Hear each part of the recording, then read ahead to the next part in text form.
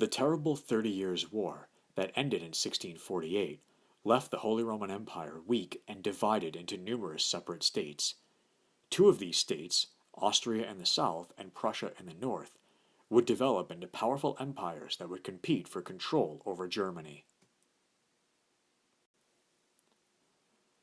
Austria was ruled by the Habsburgs, one of the oldest and most powerful dynasties in Europe.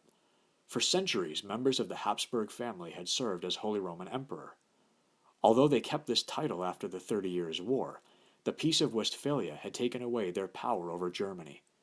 As a result, in the late 1600s, the Habsburgs shifted their focus to the east and south. The decline of the Ottoman Empire had created opportunities for expansion. To Austria, the Habsburgs added Bohemia, Hungary, and later parts of Poland and the Italian states.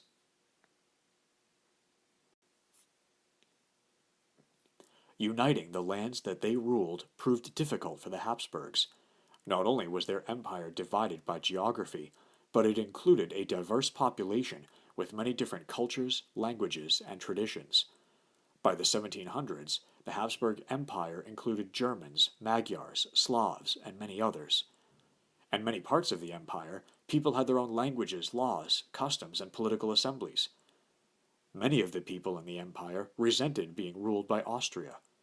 Although the Habsburgs tried to exert some control over these diverse peoples, they were never able to develop a centralized state such as in France.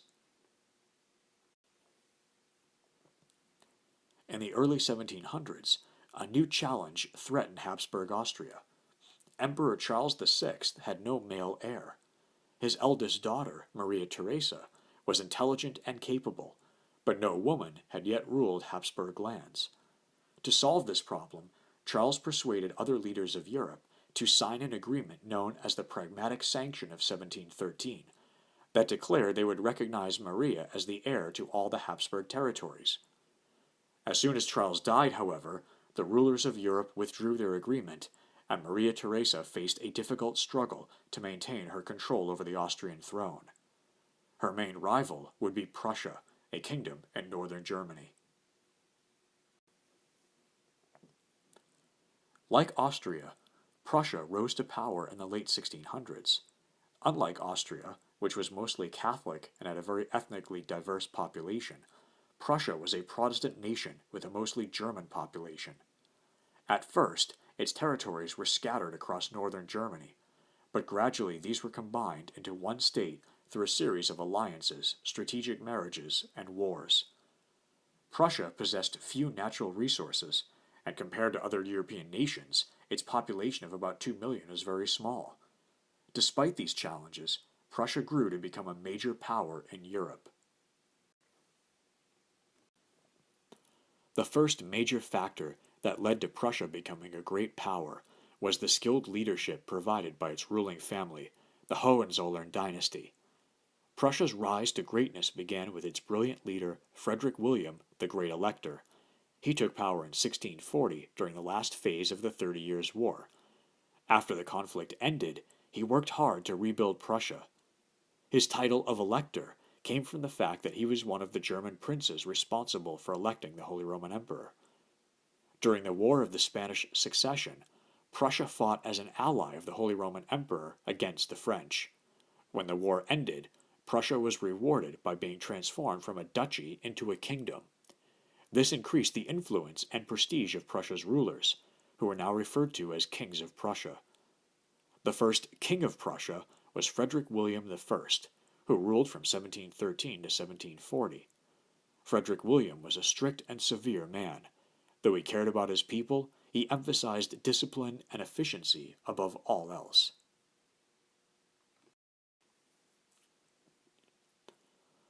After much of Prussia was devastated in the 30 Years' War, its rulers decided to build a strong army to protect their country from further damage. By the 1700s, Prussia had the most disciplined and highly trained army in Europe. So important was the army to Prussia that its entire society came to emphasize the militaristic values of discipline, order, and hard work. It was often joked at the time that Prussia is not a state with an army, but an army with a state. Another challenge to the power of the Hohenzollerns came from the Junkers, Prussia's powerful landowning nobility. To gain the support of the Junkers, Prussia's rulers granted them the top positions in the army and the government, and gave them almost complete control over their serfs. Although the best jobs went to the Junkers, the Hohenzollerns also recruited many well-educated middle-class men to serve in their government, and made their promotions dependent on their loyalty and efficiency. To help raise money to pay for the military and government, the Hohenzollerns adopted mercantilist policies like those used by Colbert in France. They encouraged the development of industry in Prussia and raised tariffs on imported goods. They also built internal improvements such as roads and bridges to make trade and travel easier. When Louis XIV revoked the Edict of Nantes, Prussia welcomed the persecuted Huguenots and benefited greatly from their economic skills. Prussia's most significant ruler was Frederick II, better known as Frederick the Great. He took power in 1740 and ruled until 1786. As a young man, Frederick had more interest in philosophy and music than politics, but when he became king, he continued the policies of his predecessors and used Prussia's mighty army to extend his influence across northern Germany. Frederick's first target was Silesia, a rich area on Prussia's southern border. Silesia possessed valuable resources, such as iron, and was an important producer of textiles and food. Control over this territory would greatly enrich Prussia. Silesia was part of the Austrian Empire, however. Austria was Prussia's main rival for influence in Germany. Maria Theresa became ruler of the Austrian Empire 5 months after Frederick took power in Prussia, and this gave Frederick the opportunity he had been waiting for. Because Maria Theresa was a woman, Frederick believed that she would be weak and unable to stand up to him. Therefore, in 1740, Prussia invaded and seized Silesia. This action sparked an 8-year conflict known as the War of the Austrian Succession.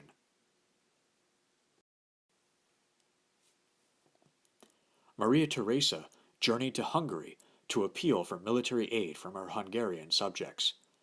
Hungarians were the second largest ethnic group in the Austrian Empire, but the Hungarian nobles resented their Habsburg rulers. In Hungary, Maria Theresa made a passionate speech with her newborn baby in her arms. The Hungarians were so impressed by her resolve that they pledged to give Maria Theresa an army. Great Britain also joined Austria to fight its longtime enemy France, which was Prussia's ally, and to preserve the balance of power in Europe by preventing Prussia from expanding. Russia also came to the aid of Austria in the conflict in order to limit Prussian power. The war ended with the Treaty of Aix-la-Chapelle in 1748. Maria Theresa did not regain Silesia, but she preserved her empire and won the support of her people.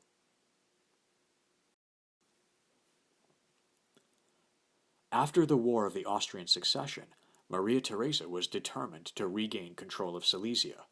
To accomplish this, she appealed to France, which had been Austria's longtime enemy. She argued that Austria and France should set aside their history of conflict and become allies, because they were both threatened by the expansion of Prussia. The French agreed, and the two former enemies now became allies.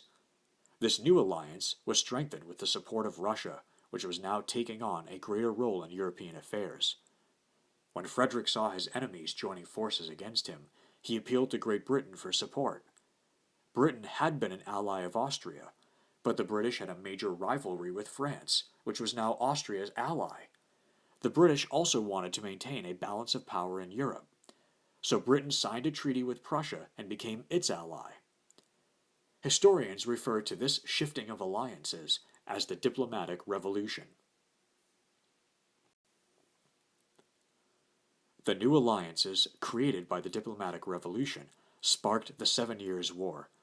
It started in 1756, when Frederick launched an attack against Austria in an effort to quickly defeat his enemies before they had time to organize against him. Initially, Frederick's bold plan worked, as he defeated the French and the Austrians, but the tide turned against him when a massive Russian army attacked from the east. The war dragged on until all sides agreed to make peace in 1763. The 7 Years' War is often referred to by historians as the First World War. This is because the fighting took place on a truly global scale due to the large colonial empires of Britain and France.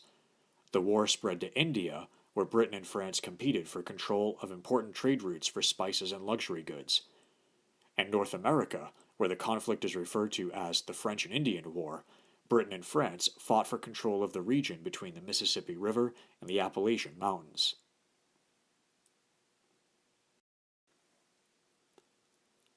The 7 Years' War officially ended with the signing of the Treaty of Paris in 1763. The war had little impact on the territorial situation in Europe. Britain emerged the victor on the global stage, however. Britain forced France out of both North America and India. The war resulted in Britain becoming the dominant commercial, naval, and colonial power in the world. The war left both Britain and France heavily in debt, however, and this would lead to major problems in the future.